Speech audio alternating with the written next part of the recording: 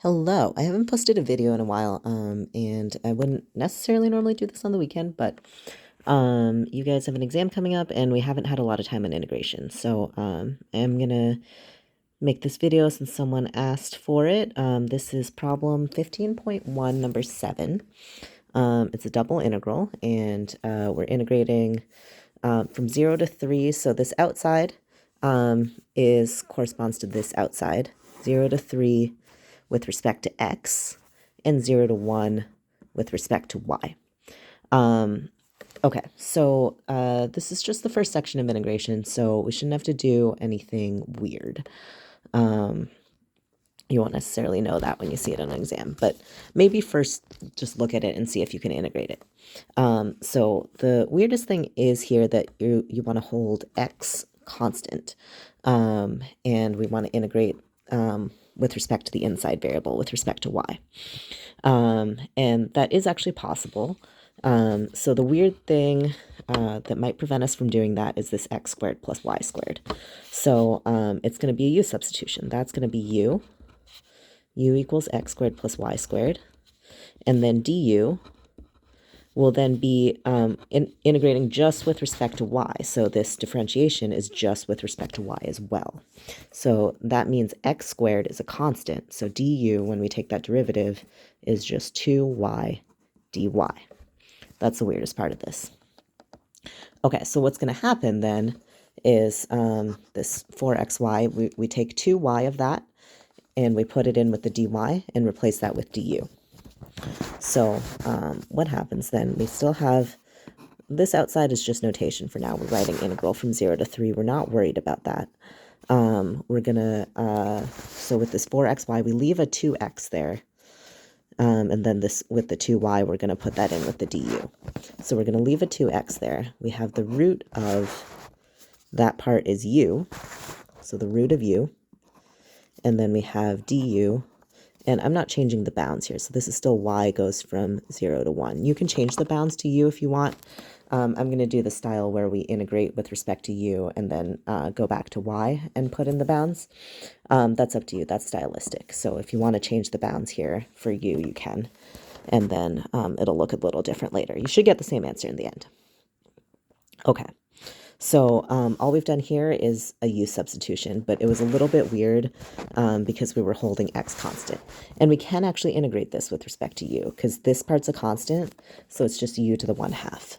So now I'm going to go from 0 to 3 for x. That's still notation. I'm not worried about that yet. I'm going to do this integration.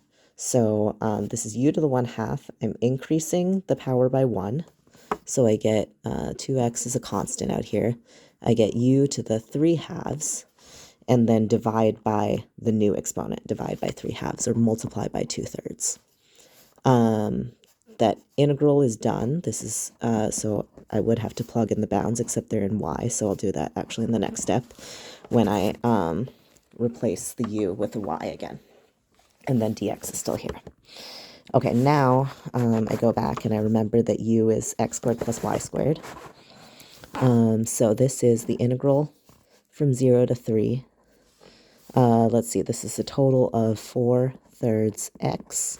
And then I have u was x squared plus y squared to the power of 3/2. And I actually, it's not a terrible idea to still write y goes from 0 to 1 here.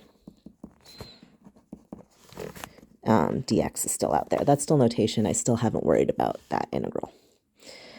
Okay, so now I'm just going to plug in y going from 0 to 1. I'll leave the x where it is. X is, think of it like a constant, so I'm not going to do anything with it. So I'm still leaving this integral here.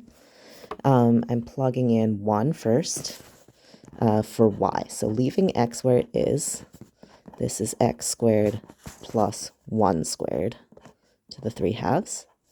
And then minus, and now plugging in 0 for y, so still leaving x where it is, 4/3 x, and then this is x squared plus 0, so just x squared to the 3/2.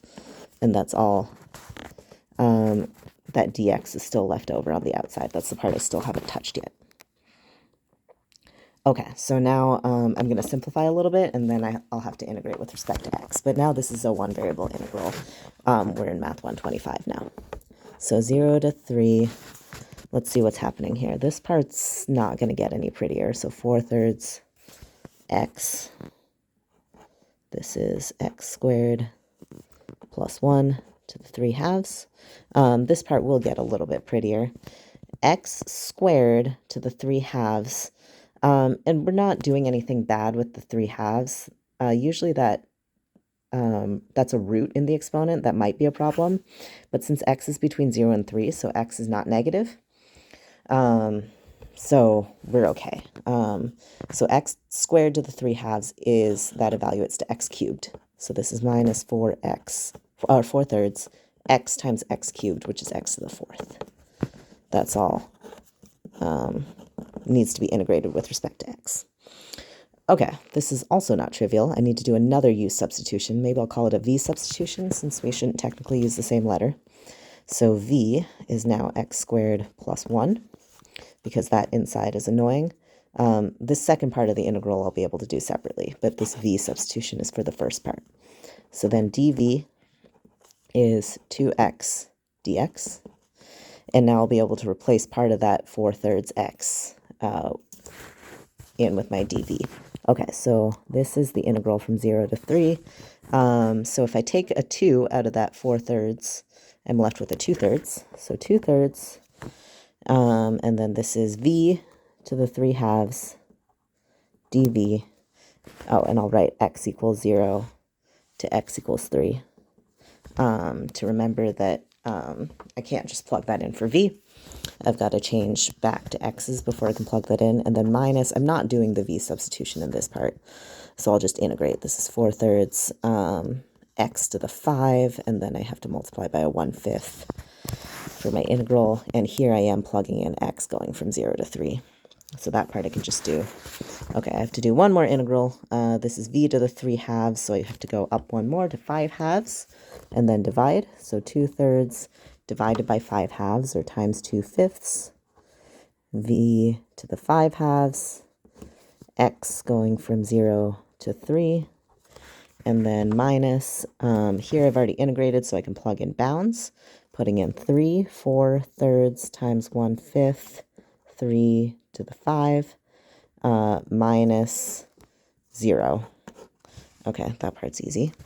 That's good. And then here I'll put back in, v was, up here, was x squared plus 1. So I'll put back in x squared plus 1. So 2/3 times 2/5 x squared plus 1 to the 5/2 going from 0 to 3 minus, I guess you don't need to simplify in this class, but I might do it a little bit. So this is 4/5 times 3 to the 4th minus 0. I won't write that anymore. And then finally plugging in these bounds. Let's see, 3 squared plus 1 is a total of 10. So I get 4/15 times 10 to the 5/2 minus 0 squared plus 1 is 1. So it's not minus 0. It's minus 4/15 times 1 to the 5/2 minus 4/5 times 3 to the 4th. And I guess I won't simplify anymore from here, since you guys don't have to. But whatever the numerical value of that answer is, or you can write it as radicals. I guess this would be like 100 root 10. Most of you won't do that, but you could.